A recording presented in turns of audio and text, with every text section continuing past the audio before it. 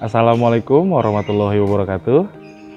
Hai, salam sehat dan tetap semangat belajar. Perkenalkan, nama saya Prasetyadi Eka Yusnanda, pengajar Bahasa Indonesia SMK Taruna Bakti Depok. Dalam video ini akan dijelaskan esensi materi pelajaran yang dipelajari di tingkat 12. Kompetensi dasar pembelajaran kali ini yakni 3.10, mengevaluasi informasi baik fakta maupun opini dalam sebuah artikel berkaitan dengan bidang pekerjaan yang dibaca. 4.10, menyusun opini dalam bentuk artikel berkaitan dengan bidang pekerjaan. Adapun indikator pencapaian kompetensi yang diharapkan dapat tercapai dalam proses belajar ini yakni 1. Memahami perbedaan fakta dan opini dalam artikel. 2. Mengidentifikasi fakta dan opini yang ada dalam artikel. 3. Mengemukakan dan menyusun opini dalam bentuk artikel. Sehingga tujuan pembelajaran yang diharapkan dapat tercapai dalam proses belajar kali ini antara lain 1. Peserta didik mampu membedakan fakta dan opini dalam artikel. 2. Peserta didik mampu mengidentifikasi fakta dan opini yang ada dalam artikel. Dan 3. Peserta didik mampu mengemukakan dan menyusun opini dalam bentuk artikel. Esensi materi bagian 1, pengertian dan ciri-ciri artikel.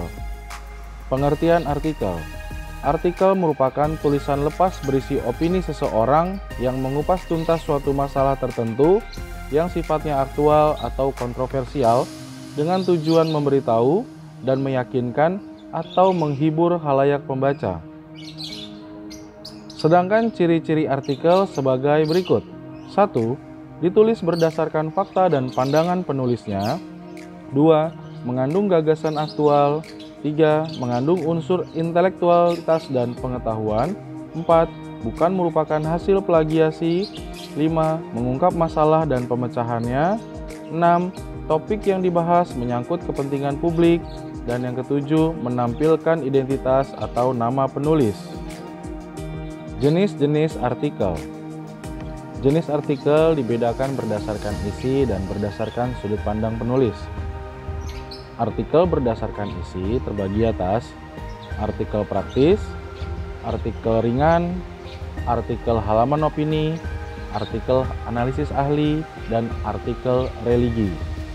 Sedangkan artikel berdasarkan sudut pandang penulis antara lain artikel deskripsi, artikel eksplanatif, artikel prediktif, dan artikel preskriptif.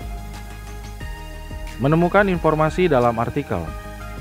Informasi dalam artikel dapat berupa opini dan fakta. Berikut contoh kalimat yang mengandung opini dan contoh kalimat yang mengandung fakta.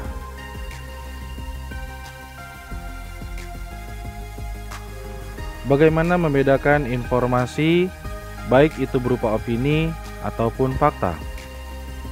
Informasi berupa opini berciri 1.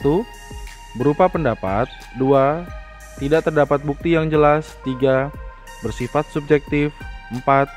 Belum teruji kebenarannya. Dan kelima, peristiwa yang belum terjadi. Sedangkan fakta dapat berciri 1. Benar-benar terjadi dan nyata. 2. Teruji kebenarannya. 3. Bukti terpublikasi secara luas. 4. Bersifat objektif. Dan 5. Keterangan waktu dan tempat jelas. Aspek penting dalam menyusun opini. Di dalam opini harus mengandung argumentasi. Bagaimana syarat argumentasi itu? Yang pertama, harus didukung data aktual. Kedua, berisi analisis. Ketiga, subjektif.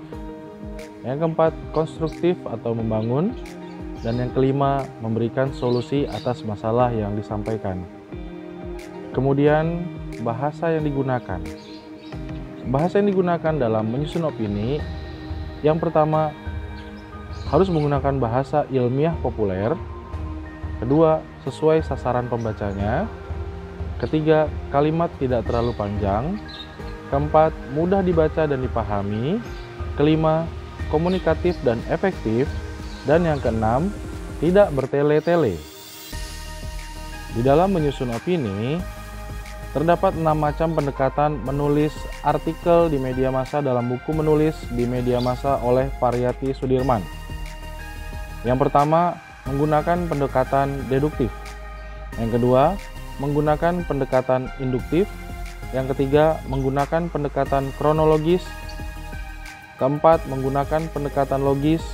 Kelima, menggunakan pendekatan spasial. Dan yang keenam, menggunakan pendekatan topikal. Demikian pemaparan esensi materi pelajaran kali ini. Semoga dapat membantu proses belajar kalian. Salam sehat dan tetap semangat belajar.